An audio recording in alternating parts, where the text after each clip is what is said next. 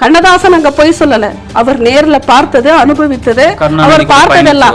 விலைமாதர் வீட்டிற்கு சென்று இளைய மகள் தான் எனக்கு வேண்டும் என்று அவருடைய தேவை தீர்ந்த பிறகு பணம் கொடுக்காம கொடுத்த காசை திருப்பி கேட்டவர் கருணாநிதி. திராவிட நாடு எங்க இருக்கிறதுன்னு சொல்லி விவாதத்துல அவர் சொல்றாரு, இரட்டை அர்த்தத்துல சொல்றாரு, நாடாவை அவிழ்த்து பார்த்தால் தெரியும் சொல்லி.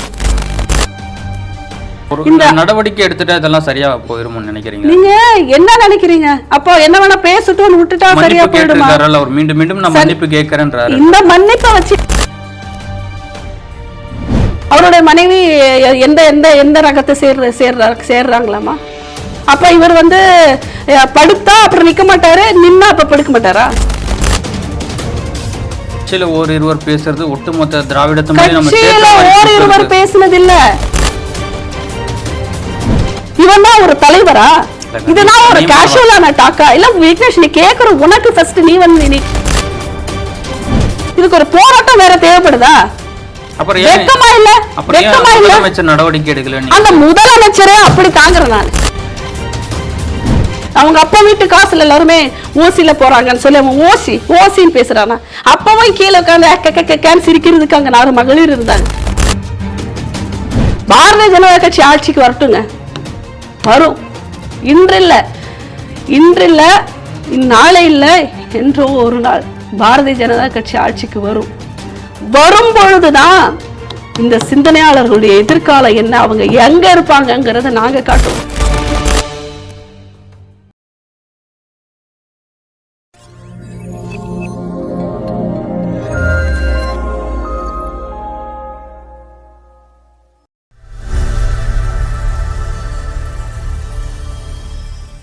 தாமரை டிவி நேயர்களுக்கு வணக்கம்.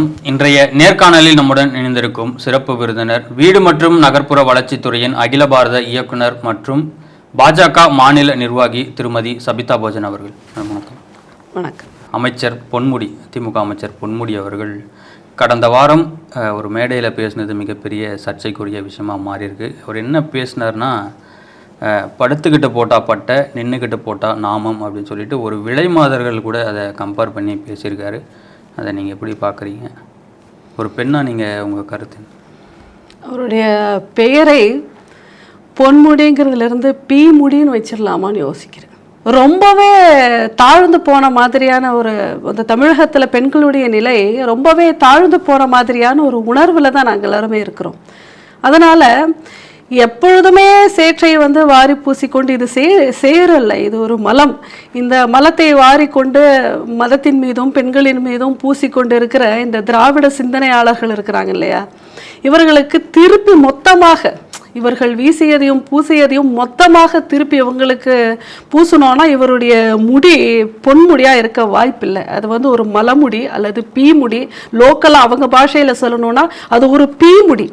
அவர் பேரை மாற்றிக்கல், பொன்முடி இல்லை. அவர் பெயர் இந்த நிமிடம் கொண்டு அவர் பொறுத்த மட்டும் அது ஒரு பீமுடி. அப்படியான ஒரு அமைச்சர் தான். இவரை இன்னும் அமைச்சராக நீடிக்க வச்சுட்டு இருக்கிறாங்க இல்லையா.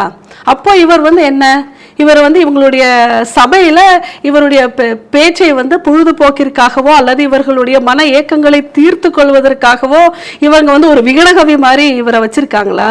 ஸ்டாலினுடைய அமைச்சரவையில் நடவடிக்கை எடுக்கும் பொழுது ஏன் அப்போ உறுப்பினர்கள் கட்சி ரீதியா நடவடிக்கை எடுக்கும் பொழுது சட்ட ரீதியா நடவடிக்கை எடுக்கிறதுக்கு மட்டும் இவங்களுக்கு என்ன ஆலோசனை என்ன இருக்கு? இதுல மாற்றுக்கருத்து ஏதாவது இருக்கா ஆலோசிக்கிறதுக்கு? இவர் சொன்ன ஸ்டேட்மெண்ட்ல ஏதாவது மாற்றுக்கருத்து இருந்தானா இதை ஆலோசித்து மெதுவாக தள்ளி எடுக்கணும். இந்த மாதிரியான கருத்துக்கள் சொன்ன உடனே கட்சியிலிருந்து நீக்கணும் மாதிரி இம்மீடியட்டா பொறுப்புல இருந்து நீக்கி இருக்கணும், அமைச்சர் பதவியிலிருந்து நீக்கி இருக்கணும். திராவிடத்தினுடைய சிந்தனை, திராவிட முன்னேற்ற கழகத்தினுடைய சிந்தனையை நீங்க கொஞ்சம் பாருங்க எப்படி இருக்குன்னு சொல்லி. அதாவது வக்ரம் அத்தனை மனசுக்குள்ள அவர்களுடைய எண்ணம் செயல் எல்லாமே ஒன்று ரொம்ப அடுத்தவங்களை சப்ரஸ் பண்ற மாதிரி இருக்கும், ரொம்ப அதிகார தோரணையில் இருக்கும். குறிப்பா பெண்களை பார்த்தவுடனே ஒரு போக பொருளா இருக்கும், ஒரு ஒரு ஒரு செக்ஷுவல் தாட் தான் அவங்களோட மைண்ட்ல எப்பவுமே இருக்கும். இவங்களுக்கு ஒரு பெண்களை அதாவது பழங்காலத்துல எல்லாமே காதலை ரொம்ப அழகாக காமத்தையும் கூட ரொம்ப அழகாக போயிட்டு இருந்தது தான் நம்மளுடைய நாகரிகம். இது அவர்களையும் பாதிக்காம மற்றவர்களையும் பாதிக்காம ஒரு நல்ல சிந்தனையோட ஒரு பாசிட்டிவான ஒரு சிந்தனையோட வளர்ந்த ஒரு நாகரிகத்துல இந்த மாதிரியான வித்துக்கள் விதைகள், இந்த திராவிட விதைகள், திராவிட முன்னேற்ற கழக விதைகள் இருக்கு இல்லையா, இதெல்லாமே ஒரு விஷச்செடி மாதிரி. அதாவது அந்த சிந்தனையை திசை திருப்புறது, எண்ணங்களை திசை திருப்புறது, ஒரு விஷயங்களை வந்து கொலாப்ஸ் பண்றது, ஒரு நல்ல விஷயத்தை கெடுக்கிறது, அதற்குள்ள எதையாவது ஒண்ணு விதிக்கிறது. இவங்களுடைய சிந்தனையே இப்படிதான். கட்சியில ஓரிருவர் பேசுறது ஒட்டுமொத்த திராவிடத்தை ஓரிருவர் பேசினது இல்ல. பொன்முடி அவர் என்ன அவர் தான் இப்ப திராவிட முன்னேற்ற கழகத்துல இந்த மாதிரி பேசியிருக்கிறாரா? ஏன் இவர் இந்த திராவிட முன்னேற்ற கழகத்தினுடைய அடிகோல் இட்ட அண்ணாவிலிருந்து கருணாநிதி வரைக்கும் என்னென்ன எல்லாமே கண்ணதாசனுடைய வனவாசம் புத்தகத்தை நீங்க படிச்சிருப்பீங்க. அவர் எப்படி குறிப்பிட்டிருக்கிறாரு நீங்க பாத்தீங்க இல்லையா? கண்ணதாசன் அங்க போய் சொல்லல, அவர் நேர்ல பார்த்தது, அனுபவித்தது, அவர் பார்த்ததெல்லாம். விலைமாதர் வீட்டிற்கு சென்று இளைய மகள் தான் எனக்கு வேண்டும் என்று அவருடைய தேவை தீர்ந்த பிறகு பணம் கொடுக்காம கொடுத்த காசை திருப்பி கேட்டவர் கருணாநிதி. இதை வந்து பதிவிட்டு இருக்கிறாரு கண்ணதாசன். இவர் தான் இந்த தமிழகத்தை ஆண்டவர், சரிங்களா? அவருடைய கட்சி தான் இந்த திராவிட முன்னேற்ற கழகம்.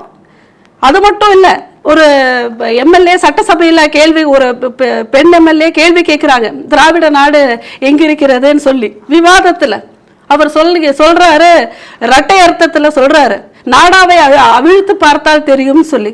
இதுதான் ஒரு திராவிட தலைவருக்கான ஒரு திராவிட முன்னேற்ற கழக ஒரு கட்சியினுடைய தலைவருக்கான அழகா? இவர்களுடைய விமர்சனம், எண்ணம், செயல் எல்லாமே இப்படிதான். என்ன இதை வந்து கேட்கறதுக்கு பல பெண்களுக்கு தர்ம சங்கடம். கேட்காம நாம அமைதியா இருக்கோம். ஒரு புறக்கணிக்கப்பட்ட சமூகமா இவங்க இருக்கும் போது ஒரு பெண் சமூகம் என்ன செஞ்சாலும் இதை நம்ம வந்து எதிர்த்து கேள்வி கேட்டா நம்ம மேல அந்த அளவிற்கு விமர்சனம். என்ன மாதிரியான ஒரு சமூகத்தை வந்து இவர் கட்டமைக்கிறாங்க? அது மட்டும் இல்லாம இவர் ஒரு கதை எழுதும் பொழுது இவருடைய ஒரு சிறுகதையை பற்றி நான் ஒரு இடத்துல படிச்சேன். என்னன்னா, இவர் ஒரு தாய் இல்லாத ஒரு வீட்டுல ஒரு தந்தைக்கும் மகளுக்குமான உறவு எப்படி ஏற்பட்டதுங்கிறத வர்ணிச்சு எழுதியிருக்கிறாரு கருணாநிதி அவர்கள். இத பல பேர் மேடைகளிலும் அவர்களுடைய எழுத்துக்களிலும் பதிவிட்டு நான் பார்த்திருக்கேன், நான் படிச்சிருக்கேன்.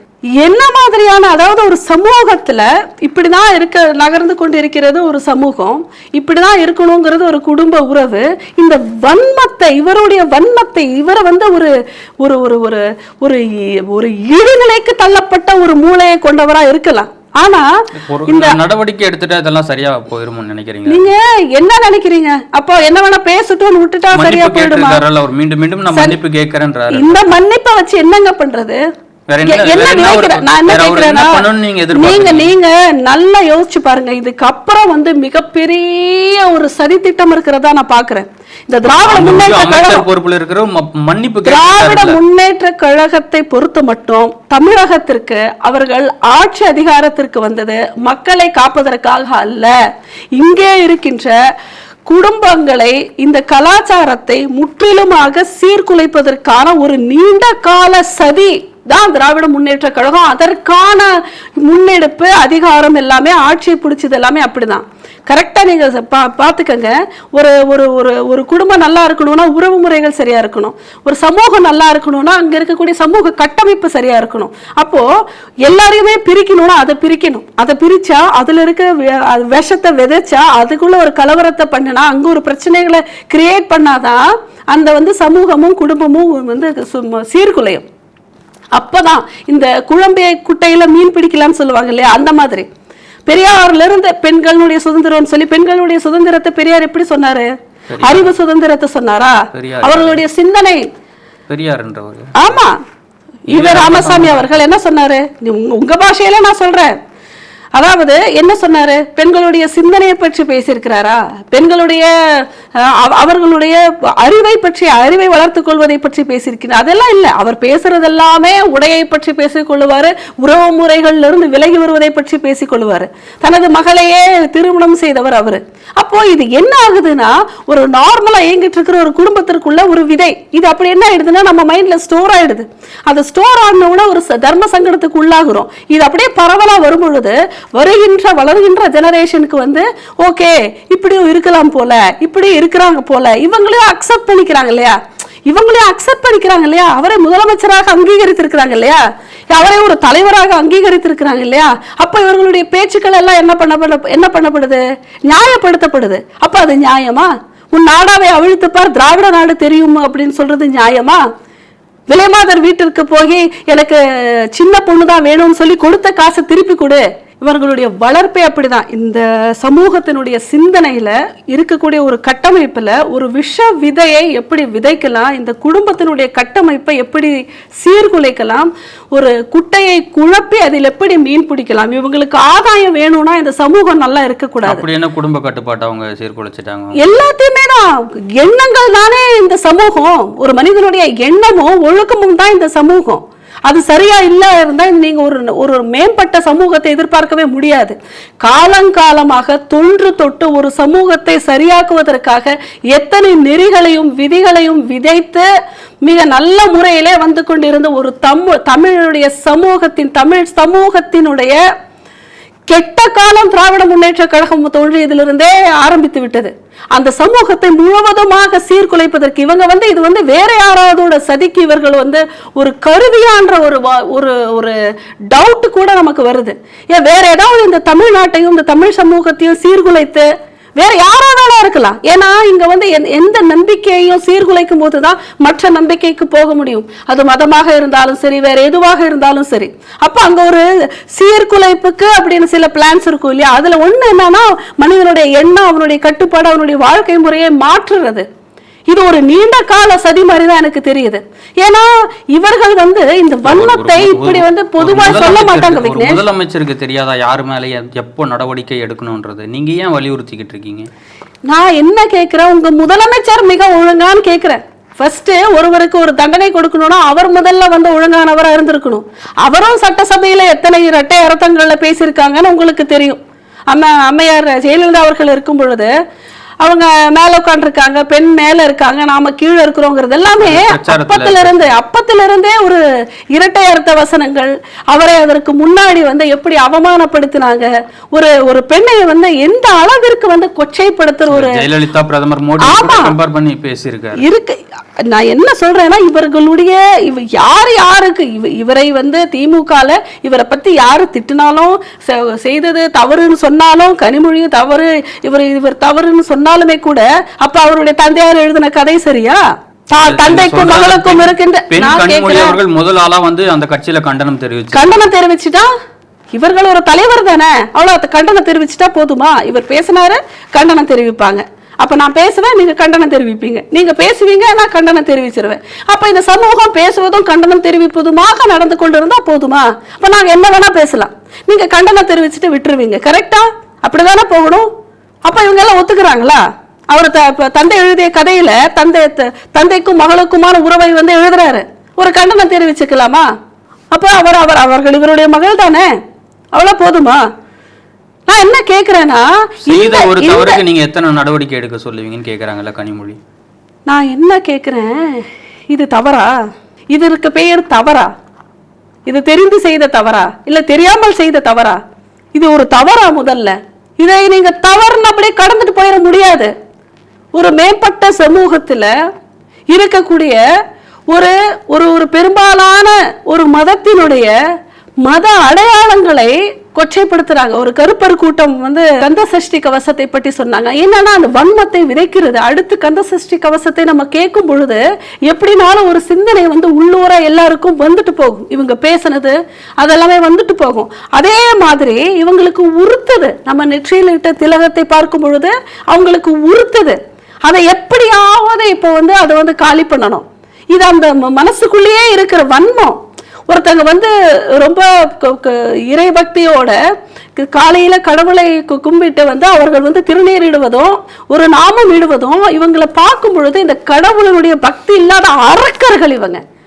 சாப்பாடு எந்த வழியா கூட சாப்பிடுறவங்க, மலத்தை எந்த வழியா கூட கழிக்கிறவங்க, எதை எப்படி வேணாலும் செய்யறவங்க, எந்த உறவுக்கும் கட்டுப்படாதவங்க, தாய் தந்தை மகள் அப்பா எந்த உறவுக்கும் கட்டுப்படாதவங்க, எல்லாம் வக்கர புத்தி கொண்டவங்க.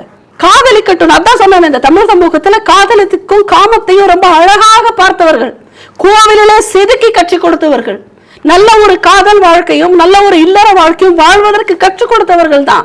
ஆனா இவங்க அதை என்ன பண்றாங்கன்னா உறவு முறைகளை தகர்த்து அதை உள்ள கொண்டு வந்து முன்னிறுத்துறாங்க, அந்த வக்கரத்தோட முன்னிறுத்துறாங்க. அந்த அளவிற்கு இவங்க எதற்குமே கட்டுப்படாதவர்கள். இவங்க எல்லாம் வந்து கிருமிகள், பாய்சன், இந்த சொசைட்டியோட பாய்சன். அதே மாதிரி இவர்கள் வந்து ஒரு ஒரு ஒரு செக்ஷுவல் ஆக்டிவிட்டியை எப்படி வேணா சொல்லிட்டு போகலாம். அதை ஏன் இந்த ரிலீஜியனோட சிம்பிளோட வந்து அவங்க பண்ணணும்? ஏன் இவங்களுக்கு அதை வந்து ஒப்பிட்டு சொல்வதற்கு வேற எதுவுமே இல்லையா? ஏன் இதை வந்து ஒப்பிட்டு சொல்லணும்? இதை வந்து ஏன் பர்டிகுலரா சொல்லணும்? இவங்களுக்கு மொழி தெரியாதா? இவங்களுக்கு வேற ஒரு சிம்பலும் இல்லையா, செய்கையும் இல்லையா? இரட்டை அர்த்த வசனங்களுக்கு மேடை பேச்சில பல்வேறு விஷயங்களை கேஷுவலா இது மாதிரி எல்லாம் பேசுறது கேஷுவலா அமைச்சர் ரகுபதி பேசுறாரு. ஐயோ, நான் என்ன கேக்குறேன்னா இவர் பேசுனது கேஷுவலா? அவருடைய மனைவி எந்த எந்த எந்த ரகத்தை சேர்றாங்களாமா? அப்ப இவர் வந்து படுத்தா அப்புறம் நிக்க மாட்டாரு, நின்னா அப்ப படுக்க மாட்டாரா? அப்படிதானா? ஏதாவது ஒண்ணுதான் பண்ணுவாராமா? எப்படி என்ன என்ன சொல்ல வராங்க? பேசிட்டு போவாரு, இங்க இருக்கிற லேடிஸ் எல்லாம் ஐயோ அப்படின்னு அப்படியே தர்ம சங்கடப்பட்டுக்கிட்டு என்னடா இந்த ஆள் இப்படி பேசினா போகணுமாமா? பேசின தப்புதான். நீதி நாய்க்கு சமம் இந்த இந்த இந்த மினிஸ்டர் பேசின இந்த வார்த்தைகள். இவன் யார்? இவர் இல்ல, இவன் யார்? இவன் சிம்பலுக்கு ஒப்பிட்டு, அதாவது நம்மளுடைய மத அடையாளங்களுக்கு ஒப்பிட்டு ஒரு ஒரு செக்ஷுவல் ஆக்டிவிட்டிய பேசுறாருன்னா இவன் அமைச்சரா? இவன் மக்களோட பிரதிநிதியா? இவன் தான் ஒரு தலைவரா?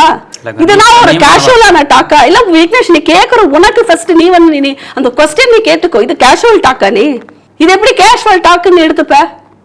இப்ப நாளையில இருந்து நாங்க வந்து நாம வைக்க கூடாதா? நாங்க வந்து விபூதி இட்டுக்க கூடாதா? நாங்க நாமம் இட்டுக்க கூடாதா? நான் இடும்போதெல்லாம் இது இந்த மண்டையில வந்து ஏத்தி விட்டது எங்க வைக்கணும்? காது கேக்குது இல்லையா? கண்ணு பாக்குது இல்லையா? இதை வந்து இந்த சிந்தனைகளை எப்படி அப்புறப்படுத்தணும்? இந்த குப்பைகளை எப்படி வந்து அப்புறப்படுத்த வேண்டும்? காதுக்கு மூடி இல்ல. அந்த மாதிரி மூடி இருந்துச்சுன்னா இந்த திராவிட முன்னேற்ற கழகங்கிறத மொத்தமா நம்ம மூடிக்கலாம். அமைச்சர் சொல்லிட்டாருன்றதுனால அது உண்மையாயிருமா? அது உண்மையாகாது. விதைக்கிறாரு, எடுத்துக்கணும் இல்ல. நமக்கு இரிட்டேட் ஆகுது இல்ல, அந்த இரிட்டேஷன் வருது இல்ல, ஒருத்தங்க போடும் போதும் கூட அது திங்க் ஆகுது இல்ல. இததான் அவங்க டார்கெட் பண்றாங்க. ஏன்னா அப்ப வந்து ஒரு பட்டை போடுறதோ நாம போடுறதோ நிக்கும் இல்ல, அது நிக்கலாம் இல்லையா? அந்த சிந்தனை வந்துடும் இல்ல. இப்ப ஒரு பொண்ணால போடும்போது இந்த மாதிரி நாமம் போடும்போது அது அது அது அது தோணும் இல்ல, மத்தவங்க பார்க்கும்போது அவங்களுக்கு தோணும் அப்படின்னு ஒரு சந்தேகம் வரும் இல்ல. இதுதான் அவங்களோட பிளான். இதுதான் அவங்களோட பிளான். மொத்த கூட்டங்களுமே காம வெறியர்கள் அவங்க எல்லாருமே. இதை நான் பகிரங்கமா சொல்றேன். கருணாநிதி அவருடைய வனவாசத்திலிருந்து படிச்சதிலிருந்து இந்த திராவிட கூட்டமே ஒரு ஒரு ஒரு ஒரு துப்புகிட்ட கூட்டம், ஒரு சீரழிந்த கூட்டம். இவர்களெல்லாம் சமூகத்திற்கு வாழ்வதற்கு ஒரு தகுதியற்ற கூட்டம். இந்த கூட்டத்தையும் தேர்ந்தெடுத்திருக்காங்க இல்லையா மக்கள். இங்க திராவிட முன்னேற்ற கழகத்துல இருக்கக்கூடிய இந்துக்கள், அனுதினமும் சாமி கும்பிடக்கூடிய இந்துக்கள், இவங்கெல்லாம் தூக்கு போட்டு சாக வேண்டாமா விக்னேஷ்? ஏன் உயிரோடு இருக்கணும்? இந்த மாதிரியான வக்கர புத்தி கொண்டவர்களை அமைச்சர்களாகவும் தலைவர்களாகவும் கொண்டு அந்த இயக்கத்துல நாங்க இருக்கோம்னு என்ன பெரிய பெனாத்திட்டு இருக்கிறாங்க. எதுக்கு வந்து இப்படி பீத்துறாங்க? தமிழகத்துல எதிர்கட்சியா செயல்படக்கூடிய நீங்க என்ன போராட்டம் முன்னெடுத்திருக்கீங்க? நீங்க அவருக்கு எதிராக இதுல ஒரு போராட்டம் வேற எடுக்கணுமா? இது என்ன? இது வேற ஏதாவது சட்ட பிரச்சனை, சட்ட சிக்கல், முன்னேற்றம், இதற்காக போராட்டம் எடுக்கணுமா? ஒரு பைத்தியக்காரன் இவன், ஒரு வக்கரம் பிடிச்சவன் இவன். என்ன பெரிய இவனா? இவன் பேசுனதுக்கு போராட்டம் பண்ணி இவனை இது பண்ணணுமா? இவன் பேசுனதுக்கு இவனை போராட்டம் பண்ணியா இவனை தண்டிக்கணும்? இதுக்கு ஒரு போராட்டம் வேற தேவைப்படுதா? வெக்கமா இல்ல? நடவடிக்கை எடுக்கல. அந்த முதலமைச்சரே அப்படி தாங்குறேன் நானு. அந்த மனுஷன் ஒழுங்கானவரா இருந்தா இமீடியட்டா நடவடிக்கை எடுத்திருந்திருக்கணும்ல. ஏன் இன்னும் நடவடிக்கை எடுக்கல? நான் கேட்கிறேன், ஏன் இன்னும் நடவடிக்கை எடுக்கல? ஏன் நடவடிக்கை எடுக்கல? இது ரத்தம் எல்லாம் ஊறி இருக்கு, அவருக்கு அது தவறா தெரியல. இது அப்படியே பரம்பரையா ரத்தத்துல எல்லாம் ஊறி வந்திருக்கு இந்த சிந்தனை. அதனால அவருக்கு அது தவறா தெரியல, அதனால நடவடிக்கை எடுக்கல. நான் என்ன கேக்குறேன்னா, கூப்பிட்டா உங்களுக்கு 1000 பேர் வருவாங்கல்ல, போங்க. நீங்க நிக்கிறீங்களா, உட்கார்றீங்களா, படுக்கிறீங்களா, பண்ணிட்டு போங்க. ஏன் அடுத்தவன் இன்னொரு மதத்துடைய சின்னத்தை பார்க்கும்போது கூட உங்களுக்கு அது தோணுதோ அதை நீங்க சொல்றீங்க? உங்களுக்கு தோணட்டும். உங்களுக்கு சாமி பக்தி கிடையாது, பொண்டாட்டி பிள்ளைங்க கிடையாது, குடும்ப குட்டிங்க கிடையாது, ஒண்ணுமே கிடையாது. நீங்களாம் அவுத்து விட்டவங்க. சரி, அப்படி இருந்துட்டு போங்க. ஏன் அதை பேசுறீங்க? நீங்க ஏன் அடுத்தவங்கள பேசுறீங்க? அவன் ஒரு நம்பிக்கையில் இருக்கான். காலையில் எந்திரிச்சு சாமி கும்பிடுறான், காலையில் எந்திரிச்சு திருநீர் வச்சுக்கிறான், நாமம் வச்சுக்கிறான், விபூதி வச்சு பட்டை வச்சுக்கிறான். அப்போ அதை ஏன் குறிப்பிடுறீங்கிற நானு. மேடைக்கு முன்பு பல பெண்கள் அமர்ந்திருக்காங்க, எந்த ஒரு ரியாக்ஷனுமே. அதான் நான் சொல்றேன், அந்த கூட்டத்தை அப்படிதாங்கிற நானு. இந்த திராவிட கூட்டமே அப்படிதாங்கிற. பொன்முடியும் ஒரு எடுத்துக்காட்டு தான். பொன்முடியும் ஒரே ஒரு எடுத்துக்காட்டு. இந்த கூட்டமே அப்படிதாங்கிற நான். முன்னாடி பெண்கள் உட்கார்ந்து இருந்தாலும் ஆண்கள் உட்கார்ந்து இருந்தாலும் பின்னாடி 2 தடியனுங்க நின்னுட்டு சிரிக்கிறாங்க. இவங்க எல்லாருக்குமே சிந்தனை ஊறி போயிருக்கு. ஆமா, திராவிட முன்னேற்ற கழகத்தை பொறுத்த மட்டும், திராவிட கழகங்களை பொறுத்த மட்டும் அவங்களுடைய கல்ச்சரே அப்படிதான். அவங்க அந்த கூட்டமே அப்படிதான். அப்படியே இது ஒரு பரவற மாதிரி, அப்படியே ஒரு நோய் மாதிரி. இந்த கிருமி எப்படி தொற்று ஒருத்தங்களை விட்டு இன்னொருத்தங்களுக்கு பரவும், அந்த மாதிரி ஒரு தொற்று மாதிரி இவங்க எல்லாருமே அதை எல்லாத்தையுமே பரவி அது ஒரு சமூகமா எடுத்துட்டு போறாங்க. அப்போ அது விரிவடையும் தானே இருக்கிற ஆக்சுவலான தமிழ் சமூகம் சீரழியும். அது விரிவடையும் பொழுதுதானே எல்லாமே மாறும். இவங்களுடைய கட்டுப்பாட்டுக்கு இவங்க நினைச்ச மாதிரி இருக்கக்கூடிய சமூகம் வரும். இது ஒரு சீல் பிடிச்ச மாதிரி. அதெல்லாம் ஏறினாதானே எல்லாமே சீர்குலைந்து போகும். மொழியை மட்டும் வச்சுக்கிட்டு கலாச்சாரத்தையும் மொழியையும் ஏன் பிரிக்கிறாங்கன்னு உங்களுக்கு புரியுதா? தமிழோட மொழியை மட்டும் வச்சுக்கிறாங்க. ஆனா தமிழ் மொழிங்கிறது ஒரு தனித்துவமான மொழி. அது ஒரு கலாச்சாரத்தோடு இணைந்த மொழி. இவங்க என்ன பண்றாங்க, அந்த லாங்குவேஜ் மட்டும் பிரிக்கிறாங்க. அந்த தமிழ் உருவானது, தமிழை உருவாக்கியது, தமிழ் நெறிப்பட்டது, தமிழ் முன்னேறியது, தமிழ் இன்னும் வாழ்ந்து கொண்டிருப்பது, அதனுடைய அழகு, அதனுடைய வசீகரம், அதனுடைய தொன்மை எல்லாமே கலாச்சாரத்தோடு சேர்ந்தது. அந்த கலாச்சாரத்தை விட்டுடுறாங்க. இதை சீரழிக்கணுமாமா, அதற்கு மொழியை வளர்க்கணுமாமா. எப்படி முடியும்? இப்ப தமிழ்ல இருக்கக்கூடிய மொழியை மட்டும் எடுத்துக்கிறாங்களாமா, வெறும் வார்த்தைகளை எழுத்துக்களை மட்டும் எடுத்துக்கிறாங்களாமா. அது தோன்றுவதற்கு காரணமான மூலாதாரத்தை இவங்க வேறறுத்துருவாங்களாமா. வேறறுத்துட்டு என்ன சிந்தனைகளை உள்ள கொண்டு வர பாக்குறாங்க, எல்லாமே கட்டுப்பாடற்ற ஒரு சமூகமா கொண்டு வருவாங்களாமா. அப்பதான் இவங்களுக்கு சந்தோஷம். போதையிலேயே சீரழிச்சிடணும், எண்ணங்களிலும் சீரழிச்சிடணும், உறவு முறைகள்லையும் சீரழிச்சிடணும், ஒரு வீட்டையும் சீரழிச்சிடணும், சமூகத்தையும் சீரழிச்சிடணும். எல்லாருமே போதைக்கு அடிமையான, மற்ற எல்லா விஷயங்களுக்கும் அடிமையான, எதற்குமே லாய்க்கப்படாத ஒரு மனிதர்களா இருந்தாங்கன்னா அவங்களுக்கு நீங்க 100 ரூபாய் கொடுத்து ஓட்ட வாங்கிடலாம். இதுதான் 200 ரூபாய் கொடுத்து ஓட்ட வாங்கிடலாம். இவ்வளவுதான். ஏன்னா அவன் சிந்திக்கிறான்னு ஒரு நெறியாளனா, ஒரு சரியான சிந்தனை உள்ளவனா இருந்துட்டா இவங்களுக்கு பிரச்சனை. உடல் ரீதியாகவும் மன ரீதியாகவும் கட்டுப்பாடு உள்ளவனா அல்லது சரியான பாதையில் செல்பவனா இருந்திருந்தா இவங்களுக்கு பிரச்சனை. உடலையும் சாராயம் கொடுத்து கெடுத்துடணும், மனசையும் இந்த மாதிரி சிந்தனைகளை கொடுத்து கெடுத்துடணும். இந்த 2 வகையில கெடுத்துட்டோன்னு வச்சுக்கோங்களேன். அப்ப இந்த 2 வகையோட கண்ட்ரோல் இவங்க கையில இருக்கும். யாராலையுமே சரியான ஒரு வாழ்க்கை வாழ முடியாது. ஒரு நிலை குலைந்த வாழ்க்கையாக தான் அவங்களோட வாழ்க்கை போகும். அந்த இடத்துல இவனுடைய வியாபாரத்தை தொடங்குறான். என்ன வியாபாரம்? அரசியல் வியாபாரம். என்ன வேணா இருக்கலாம், அதோடைய சதி பின்னாடி எது வேணா இருக்கலாம், நமக்கு தெரியாது. ஏன்னா இங்க கம்பேரிட்டிவ்லி இங்க நடந்த மத மாற்றத்திலிருந்து இந்த மேற்கத்திய சிந்தனையிலிருந்து எல்லாமே இதற்கு பின்னாடி மிகப்பெரிய ஒரு கேள்விக்குறியா இருக்குது. இந்த திராவிட சிந்தனையாளர்கள் இத்தனை பேருமே ஏன் இப்படி இருக்கிறாங்கன்னு சொல்லி, என்ன மாதிரியான சிந்தனை இது, என்ன மாதிரியான சிந்தனை இது? இவ பேசுனதுக்காகவே எல்லாருமே பட்ட போடணும், நாமம் போடணும். என்ன ஆளு நீ? என்ன பெரிய இவனா? உலகத்துல உலகத்துல யாரும் பண்ணாதது இவர் பண்றாரோ? மண் தோன்றா காலத்தே முன் தோன்றிய மூத்த குடி தமிழ் குடின்னு சொல்றாங்க. அந்த குடி அப்பத்துல இருந்து இது வரைக்கும் வந்ததுக்கு இனவிருத்தி தானே காரணம். இனம் விருத்தியா இருக்கு இல்லையா? இனம் விருத்தியானவன ஒரு ஆணும் பெண்ணும் உறவு கொண்டுதானே இந்த இனம் விருத்தியா இருக்கு. அப்ப இத்தனை ஆண்டாண்டு காலங்கள்ல தொன்று காலங்கள்லாம் வந்துட்டு இருக்கிறது எல்லாமே இல்ல. இந்த ஆளுதான் பெரிய இவன் தான் இப்ப புதுசா லாஜிக்கெல்லாம் கண்டுபிடிச்சிருக்கிறான். இவங்கிட்ட தான் ஒரு இப்படி சிம்பிள் கேட்குறாங்க. அப்ப இவன் போய் விலைமாதர் இவன் போய் கேட்ட உடனே அவன் அந்த விலைமாதர் சொல்ற பதிலை வச்சு இவன் அப்படியே இருந்துட்டு அப்படியே வந்துட்டு அப்படியே போயிடுவான். அதோட அவன் முடிஞ்சு போச்சா? என்ன நினைச்சிட்டு இருக்கிறான்? பேசுறதுக்கு எவ்வளோ விஷயங்கள் இருக்கு. ஒரு அமைச்சராக பேசுவதற்கு, இந்த சமூகத்துல விதைப்பதற்கு எத்தனை நல்ல சிந்தனைகள் இருக்கு. ஒரு சில்லறத்தனமா கேவலமா இவனை என்ன கெட்ட வார்த்தைகளை திட்டணும்னு எனக்கு சத்தியமா தெரியல. இதை விட இன்னும் ஏதாவது கெட்ட வார்த்தைகள் இருக்கான்னு தெரியல. அப்படியே புழேறி போன ஒரு உருவமா தான் அவனை பாக்குறேன் நான். பொன்முடி பேசினதுக்கு 2 வாரங்களுக்கு முன்னாடி அமைச்சர் தாமு அன்பரசன் ஒரு மேடையில பேசுறாரு. வட மாநிலத்தில் இருக்கவங்க எல்லாம் பன்னி குட்டி போற மாதிரி போட்டுட்டு இருக்காங்க அப்படிங்கிறாரு. இந்த ஆளுங்கெல்லாம் ஒன்றும் பண்றது இல்லையாமா? பெத்துக்கிறதுக்கு வளர்க்கறதுக்கு முடிகிறவங்க பெத்துக்கிறாங்க. உனக்கு என்ன பிரச்சனை? இதனால ஒன்றும் குழந்தை பெத்துக்கலான்னு சொல்ல வராரா? இல்லை இவர்கள் எல்லாத்தையுமே கட்டுப்படுத்திட்டு நம்ம பிரம்மச்சரியத்தோடு வாழறேன்னு அவர் சொல்ல வராரா? இதைதான் நான் சொல்றது. என்ன உறவு முடிந்து குழந்தை பிறந்து குழந்தையை வளர்ப்பதற்குன்னு சொல்லி ஒரு துப்பு வேணும். சரியா? அவன் பெத்துக்கிறான். உனக்கு வளர்ப்பதற்கு முடியல. நீ குழந்தையை நீ பெற்றுக்கொள்ளவில்லைன்றதுக்காக நீ எல்லாத்தையுமே விட்டுட்டு என்ன பிரம்மச்சரியம் துறவரம் போயிட்டேன்னு அர்த்தமா? அப்ப இவன் என்ன அவங்கள விமர்சனம் பண்றது? வளர்க்கறதுக்கு வக்கிருந்தா இவன் 1000 குழந்தைங்களை பெத்துக்குவான். ஆனா சொல்றது மட்டும் இப்படி சொல்றது. அடுத்தவங்க குழந்தை பெத்துக்கிட்டதை பார்த்தா இவங்க அப்படி சொல்றது வயிற்றெரிச்சல். மேபி அவனுக்கு பெத்துக்கிறதுக்கு முடியலையா என்னமோ.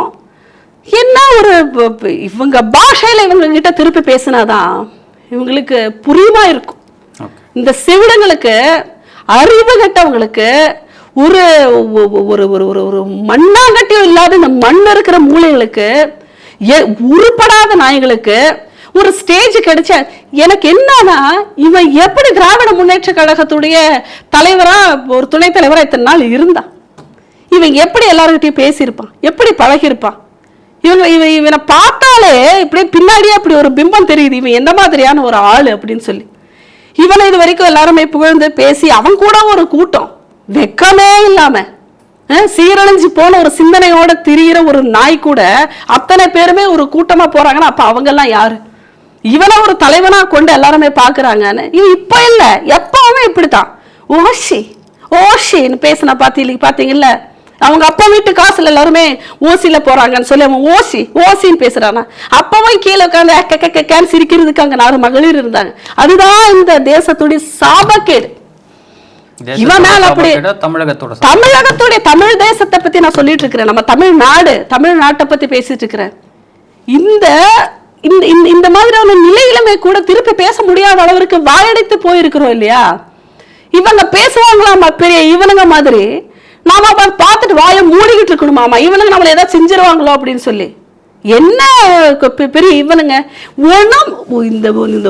இந்த எதற்குமே, அதாவது ஒரு என்னன்னு சொல்றது, ஒரு குப்பை தொட்டியில் இருக்கக்கூட குப்பைகளை கூட தரம் பிரிச்சிடலாம். இவங்களுடைய சிந்தனையை நீங்க தரம் பிரிக்கவே முடியாது. ஏன்னா அங்க தரம் என்று எதுவுமே இருக்காது. குப்பை கூட ரீசைக்கிள் பண்றதுக்கு உதவும். ஆனா இந்த இவனுங்களுடைய மைண்ட் இருக்கே, அந்த கரப்டட் மைண்ட், அது எதற்குமே உதவாது. சீரழிக்கத்தான் உதவும். இந்த மாதிரியான ஓசின்னு சொன்னது. அப்புறம் ஒரு பெண்ணை, பட்டியலின பெண்ணோட ஒரு கூட்டத்துல, கிராம சபை கூட்டத்துல ஜாதியை வச்சு பேசுறது. நீ வாயை மூடு, உன் புருஷன் எப்போ போய் சேர்ந்துட்டா. என்ன வார்த்தைகள் இது! என்ன ஒரு சிந்தனை! பொண்ணுங்கன்னா அப்படிதானா? உங்களுக்கு அவ்வளவுதானா? ஏன்னா பொண்ணு எங்களுக்கு சுதந்திரம் இல்லையா? நாங்களும் என்ன வேணா பண்ணுவோம், ஏது வேணா பண்ணுவோம். ஆனா அடுத்தவங்களை போய் கொஸ்டின் பண்ண மாட்டோம். நாங்க கொஸ்டின் பண்ணாம இருக்கிற மட்டும் நீங்க கொஸ்டின் பண்றதை ரிசீவ் பண்ணிக்கிற ஒரு கேரக்டர்ஸாவே இங்க இருக்கக்கூடிய தமிழகத்தில் இருக்கக்கூடிய பெண்கள் போயிடணுமா? எங்களுக்கு சுதந்திரம் இருக்கிறது, நாங்கள் போறோம், நாங்க எங்களுடைய உரிமைகளை நாங்கள் எடுத்துக்கொள்றோம், எங்க வழியில நாங்க போயிட்டு இருக்கிறோம். ஏன் விட மாட்டேன்றீங்க? அங்கங்க ஏன் வம்பழுக்கிறீங்கிற நான் பெண்களை பார்த்த உடனே உங்களுக்கு என்ன ஆகுது? வயசாயிடுச்சு, நீ சாபத்தா போற, நீ எல்லாம் அனுபவிச்சு முடிச்சுட்டு அதை கொஞ்சம் நீ ஒத்துக்கோ. வயசாயிட்டு வர வர வர வர வர என்ன உனக்கு என்ன ஆகுது? வயசாகுதே அப்படின்னு உனக்கு ஏதாவது பயமா இருக்கா? ஐயோ போச்சே அப்படிங்கிற மாதிரி ஏதாவது சிந்தனை இருக்கா? உனக்கு என்னதான் பிரச்சனை? ஏன் அனுதினமும் இதை வச்சுக்கிட்டே திரியிற? இந்து மதத்தினுடைய மத குறியீடுகளை வச்சு ஒரு செக்ஷுவல் ஆக்டிவிட்டியை பேசுறத இந்த தமிழகத்தினுடைய ஒரு மிக குறிப்பிட்ட வலிமையாக இருக்கக்கூடிய துறைகளினுடைய மக்களால் தேர்ந்தெடுக்கப்பட்ட பிரதிநிதியாக இருக்கக்கூடிய ஒரு அமைச்சர். இதை வந்து நீங்க குறிச்சு வச்சுக்கோங்க. இந்த தமிழகம் இப்ப எங்க இருக்குங்கிறத நம்ம தெரிஞ்சுக்கணும். ஒரு பக்கம் சாராயத்துல ரைடு நடந்துட்டு இருக்கு, கோடிக்கணக்கான பக்கத்துல ஊழல் நடந்துட்டு இருக்கு, காலையில இருந்து 24 மணி நேரமும் குடிச்சு எல்லாருமே விழுந்துட்டு இருக்கிறாங்க. இந்த பக்கம் இந்த திராவிட அரசியல்வாதிகள், திராவிட தலைவர்கள், திராவிடத்தை நாங்கள் உருவாக்கணும், நாங்க கொண்டு வந்ததுதான் இந்த தமிழகம், இதனுடைய முன்னேற்றம் இன்னும் சொல்லிட்டு இருக்கிறவங்களுடைய சிந்தனை சீர்குலைஞ்சிருக்கு. எல்லாத்துலயுமே அவங்களுடைய விஷத்தை வந்து பரப்பிக்கிட்டு இருக்கிறாங்க. அப்படியே ஒரு ஒரு அழுகி போன உடலை தான் கொண்டு எல்லாரோடமும் உறவாடிட்டு இருக்கிறாங்க. அழுகி போய் துர்நாற்றம் அளிக்கக்கூடிய சிந்தனைகளை வைத்து அந்த துர்நாற்றத்தோடு தான் மக்கள் மத்தியில் உறவாடிட்டு இருக்கிறாங்க இவங்க எல்லாருமே. ஒரு பக்கம் தலைவர்களுடைய எண்ணங்கள் இப்படி இருக்கு. இந்த தமிழ்நாடு இப்ப எங்க பார்த்து போயிட்டு இருக்கு. அதனாலதான் இத்தனை அந்த காலேஜ்ல அந்த பொண்ணை வந்து ஒருத்தன் நேரா போய் உட்கார்ந்து பேசிட்டு இருக்கிற ஒரு பொண்ணு கிட்ட வந்து இப்படி தப்பா நடந்துக்கிறானா, அந்த தைரியத்தை விதைத்தது யாரு? இப்ப புரியுதுங்களா உங்களுக்கு? தலைவர்களே இப்படி இருந்தா அவன் கட்சியில இருக்கிற தொண்டர்கள் எப்படி இருப்பாங்க? அததானே செய்வான். அவனுக்கு ஏதாவது பயம் இருந்ததா? அதுக்கப்புறம் அவனை விசாரிச்சு பார்க்கும்போது ஒரு கியூ நிக்குது பின்னாடி, அத்தனை பெண்களோட வந்து அவனுடைய உறவு வந்து தவறாதான் இருந்திருக்கு. இருக்கட்டும், ஏன்னா அவனை என்ன குறை சொல்லி என்ன பிரயோஜனம்? ஏன்னா இவனுக்கு கற்றுக் கொடுத்தவர்கள் அதை தான் கற்றுக் கொடுத்திருக்கிறாங்க. என்னைக்கு பார் என்ன பார், ஒரு 80 வயசு மூதாட்டியை கூட விடல. இப்போ ரீசெண்டா நடந்தது, நகையை கேட்டிருக்கா, இல்லான உடனே ஒரு 80 வயது மூதாட்டியை கூட ஒரு 40 வயது இளைஞன் வந்து பலாத்காரம் பண்ணிட்டு போயிருக்காரு. எங்க போயிட்டு இருக்கு சமூகம்? அதாவது ஒரு நல்ல இடத்துல இருந்தா, ஒரு நல்ல மனிதர்களோட சேரும் பொழுது எல்லாமே நல்லா மாறும்னு சொல்லுவாங்க. இப்போ இந்த சமூகம் எப்படி இருக்குன்னா, இந்த சமூகத்துல மக்களா ஓட்டு போட்டு தேர்ந்தெடுத்து தலைவன் அப்படின்னு நீங்க போற்றக்கூடிய ஒருத்தனுடைய சிந்தனை இத்தனை அழுகி போய் துர்நாற்றம் வீசக்கூடிய சிந்தனையா இருக்கிறதுனால இப்ப தமிழகமே துர்நாற்றம் வீசிக்கிட்டு இருக்கு. அவனை கண்டிக்கிறது இல்ல, பொறுப்புல இருந்து தூக்குறது இல்ல, அவனை மக்கள் வந்து ஒரு மனித இனத்திலிருந்தே அவனை புறக்கணிக்கணும். இந்த சமூகம் சீரழியுது, அவர்களுடைய சமூகம் சீரழியுது, அதை அவங்கள அனுபவிச்சுட்டு போகட்டும். அவங்களுடைய குடும்பத்துல இந்த உறவு முறைகள் எல்லாம் நாளைக்கு பாதிச்சு அது அவங்க வீட்டுக்கே வரும். இந்த மனுஷனை வீட்டுக்கெல்லாம் கூட்டு போறாங்க இல்லையா, வீட்டுக்கே அது வரும். அப்படி வரும்பொழுது வந்து அவர்கள் வந்து இதை வந்து அனுபவிக்கட்டும், இந்துக்கள் வந்து அனுபவிக்கட்டும். ஏன்னா இப்படியே வாய மூடி காதை மூடி கொடுக்குற காசுக்கு ஓட்ட போட்டு இவனை தேர்ந்தெடுத்து கொண்டாடிக்கிட்டு இருந்தானா இவன் இதே தான் பண்ணிட்டு இருப்பான். செஞ்சது தவறுனா மக்கள் அவனை புறக்கணிச்சாதானே அவன் வாழணும் ஒரு நடைபினமா. மக்கள் அவனை புறக்கணிக்கணும், அப்பதான் அவனுக்கு இந்த புத்தி வரும். இல்ல வேற எந்த சட்டம் இந்த கிழத்துக்கு மேல இத்தனை வயசானதுக்கு அப்புறம் அவன் சிந்தனையை மாத்த முடியுமா? நீங்களும் நானும் நடவடிக்கை எடுத்து முடியாது. ஆமா, அப்படித்தான் அந்த ஆள் அப்படித்தான் இருப்பான். ஆனா அமைச்சர்ல இருந்து தூக்கலாம், அதான் அவர் பண்ணணும், அதை கண்டிப்பா பண்ணி ஆகணும். அமைச்சர்ல இருந்து தூக்கலாம். தூக்குனதுக்கு அப்புறம் மக்கள் அவங்கள புறக்கணிக்கணும், அவனை புறக்கணிக்கணும், அவன் சார்ந்த திராவிட கழகங்களை புறக்கணிக்கணும். இந்த மாதிரி பேசுகின்ற இந்த தலைவர்கள் என்று திரிந்து கொண்டிருக்கின்ற கருணாநிதி தொட்டு இன்று வரை இருக்கின்ற மொத்த இந்த கூட்டங்களையும் வந்து அவங்க பன்றி கூட்டங்களையும் அவர் சொல்ற மொழியில சொல்லணும்னா இந்த கூட்டங்களை புறக்கணிக்கணும், விரட்டி அடிக்கணும். பாரதிய ஜனதா கட்சி ஆட்சிக்கு வரட்டுங்க, வரும். இன்றில்ல இந்நாளை இல்லை என்றோ ஒரு நாள் பாரதிய ஜனதா கட்சி ஆட்சிக்கு வரும். வரும் பொழுதுதான் இந்த சிந்தனையாளர்களுடைய எதிர்காலம் என்ன, அவங்க எங்க இருப்பாங்கங்கிறத நாங்க காட்டுவோம். இந்த தமிழனுடைய தொன்மை என்ன, இந்த மொழியினுடைய அழகு என்னங்கிறத நாங்க காட்டுவோம். அந்த ஒரு நாளில் வந்து மக்கள் உணர்வாங்க. அது வரைக்குமே இவர்களை தேர்ந்தெடுத்துவதற்கான கூலியை இவங்க வாங்கித்தான் ஆகணும். இன்னும் எப்படி கேவலப்படணுமோ அவங்க பட்டுத்தான் ஆகணும். இப்படித்தான் போகும். நீங்க போதையில சீரழிஞ்சு போங்க, இந்த மன உளைச்சல்ல சீரழிஞ்சு போங்க, இந்த மாதிரி சிந்தனைகளை நல்லா எடுத்துக்கங்க. அதையே இந்த சந்ததிகளுக்கு பரப்பி ஒரு சீர்கட்ட சமுதாயத்துக்கு நீங்களும் வாக்களித்தவர்கள் எல்லாம் நீங்களும் ஒன்னா இருந்ததுனால அதனுடைய பிரச்சனைகளை நீங்க அனுபவிச்சுக்குங்கன்னு சொல்றது ஒரு ஆதங்கப்பட்டுக்கிறத தவிர நாம வேற ஒண்ணுமே பண்ண முடியாது இதுல.